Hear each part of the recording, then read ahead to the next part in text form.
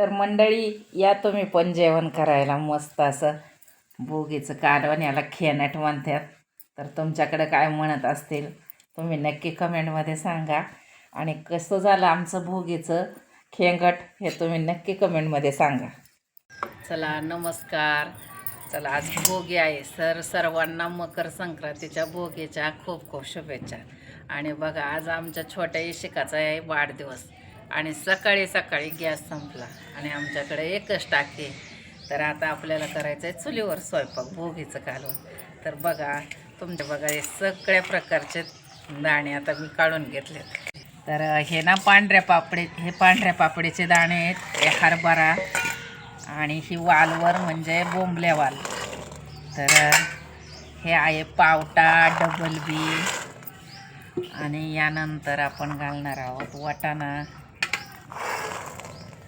आणि यानंतर आपल्याला ना हे वांग आणि बटाटा एक एक घालायचं आहे. तर आपली भाजी एवढी भरपूर होणार आहे आणि त्यामध्येच आपण टाकणार आहोत हे एवढे शेंगदाणे आणि हे वांग बटाटा. तर आधी आपण ना हे थोडंसं उकडून घेऊया आणि नंतर मग याला फोडणी देता येईल. तर आता मी हे सर्व काही धुवून उकडायला घालते. आता आपण वांग पण चिरून घेतलं आहे, शेंगदाणे पण टाकले यात आणि आता हे मस्त धुवून उकडणार आहे.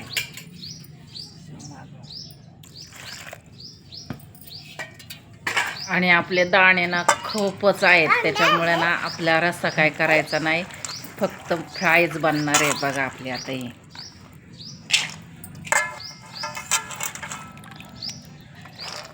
आणि आता ह्या वाटणाला ना हवरी तिळच घाल. आणि आता आपण यामध्ये एवढं पाणी ओतलंय आणि थोडंसं मीठ टाकणार आहोत आणि मग ते उकडून घेतले ना की मग त्याला फोडणी द्यायची. तोपर्यंत वाटण काढून घेऊ. तर चला वाटणामध्ये ना आता मी 2 कांदे भाजून घेतलेत आणि खोबरं पण भाजून घेते.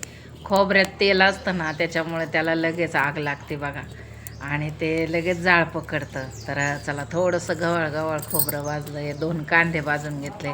आता या कांद्याचे ना थोडेसे मी टरकले काढते काळं नाहीतर जास्तीच काळं कालवण होईल. कारण आता पोरं कशी आहेत त्यांना नुसतं तरीचं लागतं लाल. तर बघा आता मी लसूण कोथिंबीर आलं आणि हावरी तीळ घेतले. यात काही कारळं घालायचं नाही किंवा शेंगदाणं नाही घालायचं, त्याच्यामुळं ना हे असंच वाटून घेतलं आहे. आणि आता आपलं दाणे शिजले असतील, आता 15-20 मिनटं झालेत आणि ताजं असल्यामुळं ना ते काही लगेच शिजणार.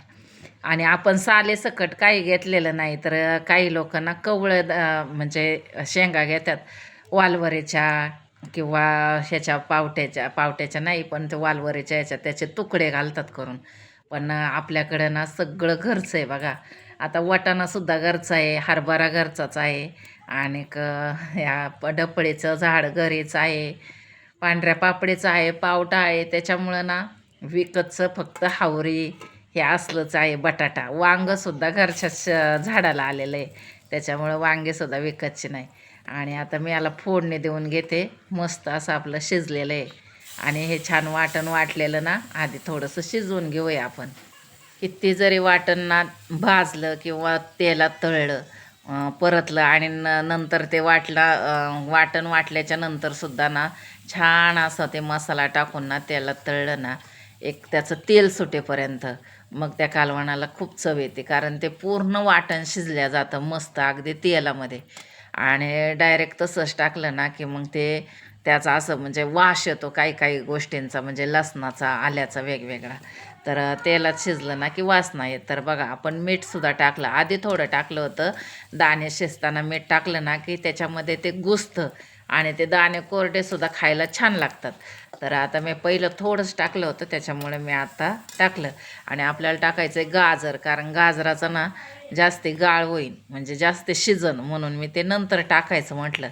तर आता वाटण टाकलं आहे आणि त्याच्यामध्ये आता हे आपण दाणे टाकून घेऊया.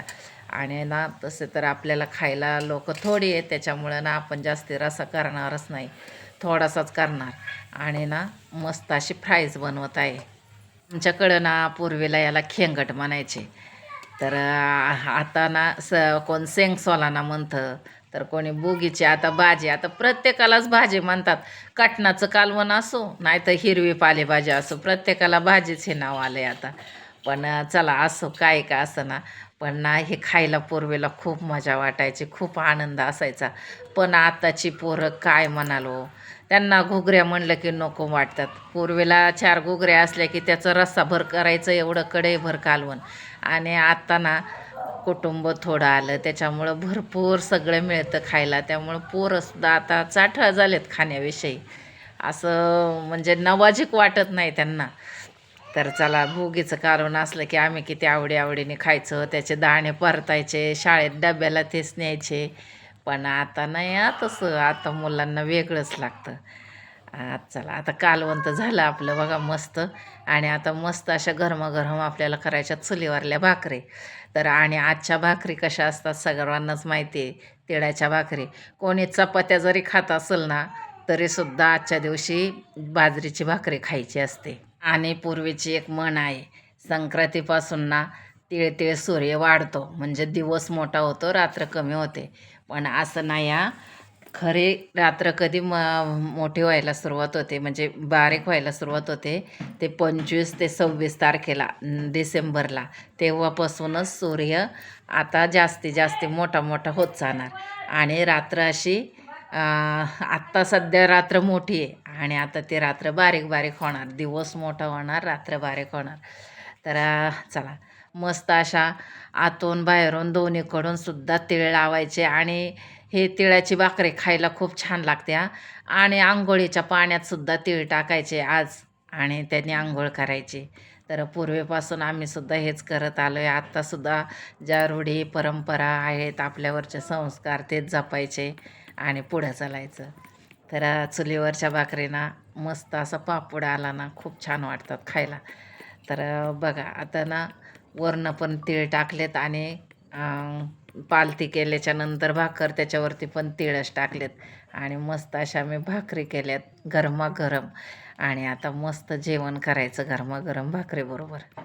तर चला उद्यावर संक्रांती येऊन ठेपलेली आहे आणि तिळगुळ खाऊन सर्वांनी एकमेकाशी गोड बोला आणि गोड राहा.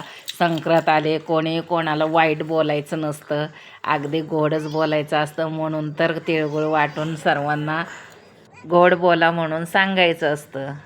आणि बघता बघता आपला स्वयंपाक पूर्ण झाला आणि आपलासं खरंच गॅस संपला सकाळी. तर गॅस नसतानाही चुलीवरती सर्व काही झालं. भात झाला, खेंगटाचं कालवण झालं आणि मस्त अशा गरमागरम भाकरी पण झाल्या. तर तुमचा झाला का स्वयंपाक आणि तुम्ही खाल्लं का आज खेंगट, नक्की कमेंटमध्ये सांगा. आणि आमचं खेंगटाचं कालवण कसं झालं हे पण सांगायला विसरू नका. तर मंडळी या जेवण करायला मस्त कांदा, मुळा आणि गाजराचा आस्वाद घ्यायला. तर या जेवण करायला. असा वाटला व्हिडिओ एक कमेंटमध्ये सांगायला विसरू नका. तर चला भेटूया पुन्हा एकदा नवीन व्हिडिओमध्ये. तोपर्यंत टाटा बाय बाय.